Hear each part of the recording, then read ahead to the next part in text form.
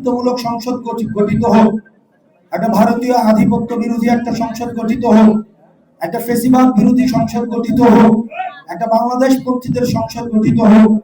সেটির জন্য যারা নিজেদেরকে যোগ্য, যারা নিজেদেরকে বাংলাদেশ পন্থী মনে করে থাকেন, যারা কিছুদিন আগে বলছিলাম না, যারা দলীয় কোন দলে গলি না খাইতে চান, যারা তার রাজনৈতিক বিএনপি, গতকাল এখানে দেখা গিয়েছে যে বিএনপির যে মূল রাজনীতি থেকে, শহীদ জিয়াউর রহমানের আদর্শ থেকে বর্তমানের এই 5ই আগস্ট পরবর্তীতে নতুন অনেক বিএনপি হয়েছে, যারা এই আদর্শ থেকে সরে গিয়েছে, যারা এই পরিবেশে এখন থাকতে অস্বস্তি বোধ করছেন, আমরা আপনাদের ওয়েলকাম জানাচ্ছি।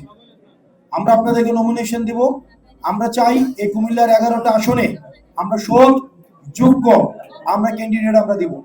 আমরা প্রথম ধাপের ক্যান্ডিডেট আমরা এই নভেম্বরের 3য় সপ্তাহের মধ্যে ঘোষণা করব।